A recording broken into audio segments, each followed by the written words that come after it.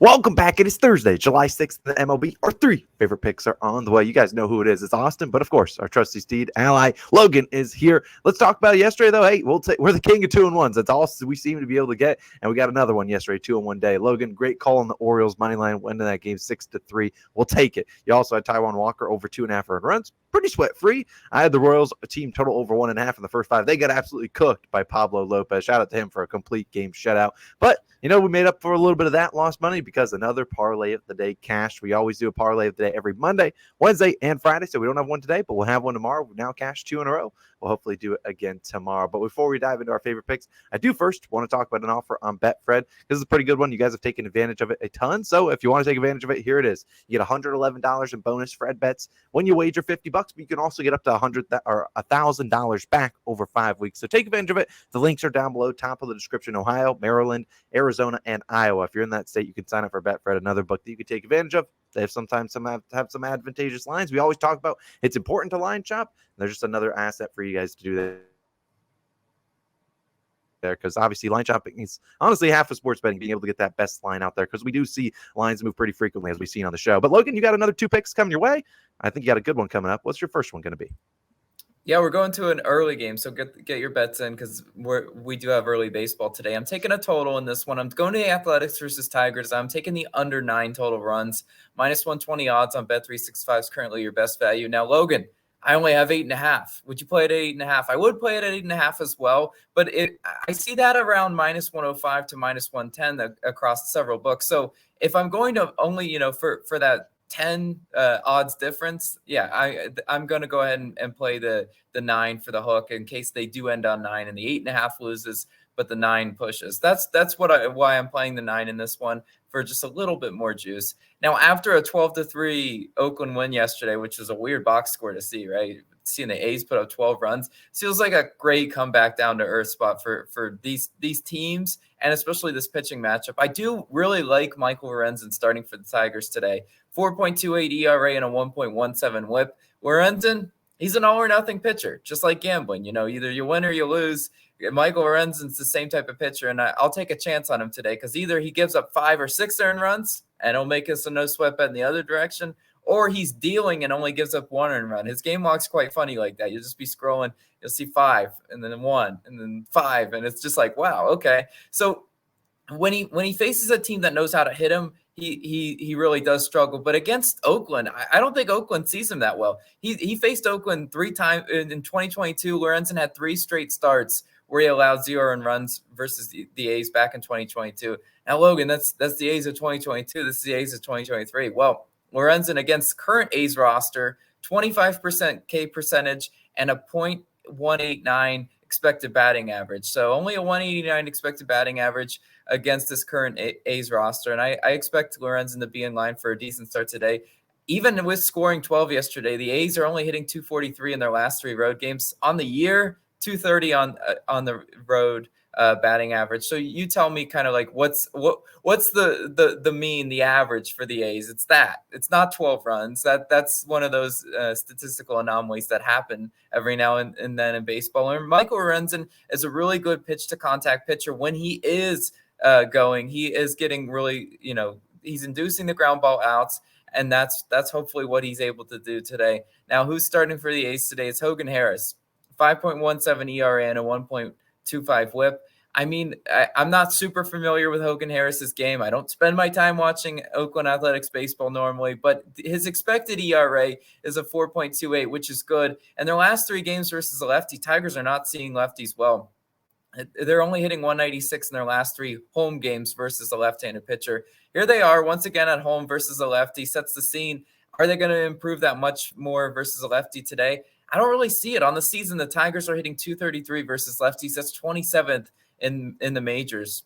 I mean, I just don't think they're going to necessarily cook Hogan Harris. Sure, he might go out and give up 3, 4 earned runs, but we can afford that. As long as Michael Lorenzen can hold down the A's, this could be a one-sided total. Detroit, 16th in bullpen ERA. Oakland, 30th in bullpen ERA. Now the A's, even though they are dead last in bullpen ERA, we remember when Austin picked the Tigers team total under. The Oakland bullpen said, I got your back, Austin. And hopefully they have our back as well today. Even though they are bad on paper, they've been improving which I know is crazy, right? They're professional athletes. They can get better over time. I really do think the A's and Tigers go under today, and that's going to be my first pick. Austin, you got a player prop for the people? What you going with? Oh, I got a basis prop coming in hot, and we're going to go right into it. I really like that A's Tigers pick. I'm going to go to a guy on the Washington Nationals, another early start, so make sure you get this locked in. It's going to be Lane Thomas over 1.5 bases, currently minus 103 on Barstool. Saw about minus 110, I think, on DraftKings. I think FanDuel was about minus 115. So you're getting about around there. I would probably not play anything higher than minus 125. I really don't like laying a ton of juice on base props. Normally, I like to get them in the plus money, which is why I'm fine with this at minus 103, but take it up to about minus 125. Now, look, the Nationals leadoff hitter, Lane Thomas, he should be in line, I think, for a pretty good outing today. And you're looking at the over-under for this game, but we're just looking at the lines. You got an over-under at 10. They're expecting some runs scored. And the Nationals are favored in this game, which it feels like I would not bet the Nationals on the money line. I would lean that, but the fact that they're even favored after losing the first two games of the series 8-4 and 9-2, I don't know. It's a pretty good indicator. If you were to do some line reading, you'd bet on the Nationals, but the Reds are just a hot team. I don't want to fade them. And honestly, I'm okay if the Reds win today, because that means we get, another inning for the Nationals to hit. And Lane Thomas, the leadoff guy, probably sees maybe another plate appearance. Maybe gets up to 5 today. But let's talk about why exactly I'm on Lane Thomas and why I'm feeling, betting on him. Now, Thomas obviously is normally a reliable guy we put into our hit parlays. He's had a hit in 22 of his last 25 and had 2+ hits in 6 of his last 9. So if he wants to make it the hard way and get 2+ hits, I think it's about plus 180. He can do that if he wants to, but I think Lane Thomas could also just get a double. He's done that plenty of times this season. And you look at on the year, batting 304. He's at 340 in June, hitting 333 in July, and he has 102 hits on the year. I mean, 39 of them have been extra base hits. Guy that's good at catching the, finding the seams, getting those doubles down the line or into the gaps, hitting a home run. He has 14 of those this year. So also, what I really like about Lane Thomas, and this is one of my favorite stats, 16th, only 16th percentile in walk percentage. So not a guy that's normally walking all too often. Did walk yesterday, but normally not a guy, getting 3 or 4 to, 2 or 3 type walk games, because those walks are really catastrophic when you're taking a basis prop. Now, when you're on a hits run as an RBIs prop,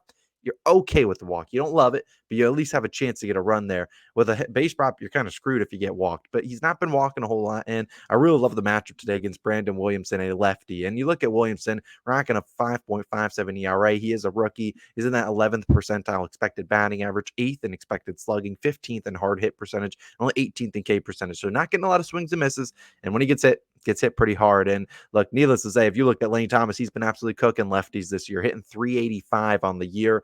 He's been doing really well, which is why I'm on him against the lefty. And he can do it against righties too. It's not like it's lefty or bust for him. He can do everything. But 7 of his 14 home runs, so half of his home runs, have come versus left-handed pitchers, despite only having 128 less at-bats versus lefties than versus righties. So you see the power is coming against those lefties. And we're looking at the pitches that Williamson's going to throw his way. You're seeing a lot of four-seam fastballs almost 40% of the time. The other 26% going to be cutter, 18% changeup. He mixes in a slider and curveball a little bit, but those are the 3 main pitches. And you look at Lane Thomas against those pitches, a batting average of 312 versus the four-seamer, 286 versus the cutter, 333 versus the changeup. So seeing really good splits versus those pitches, has a 51% hard hit percentage versus the fastball, 46% hard hit percentage versus the cutter. So he's seeing these pitches pretty well, hitting them hard, which is something that Williamson has struggled with. And also, this is a guy in Thomas where maybe if it's like maybe he might not go for 2. There's also a guy in the 93rd percentile for sprint speed. So he's capable of stretching those, some guys that aren't so fast maybe stay with a single. Lane Thomas is capable of stretching that to a double, which is what we would love to see. So,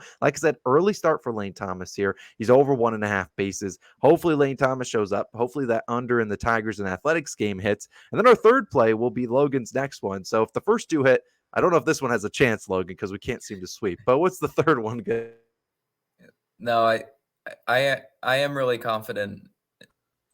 I am really confident in this one. You were freezing there, bad internet. But I'm like you. I have a player prop, and we're gonna get the sweep one of these days. I'm very confident. Jose Berrios. I'm taking his over 2.5 earned runs, minus 120 odds on DraftKings is currently your best value. Now, a pivot for this one, and as I picked an earned runs prop yesterday, a pivot would be the White Sox team total over. I'm seeing 3.5. I'm seeing 4 on some books.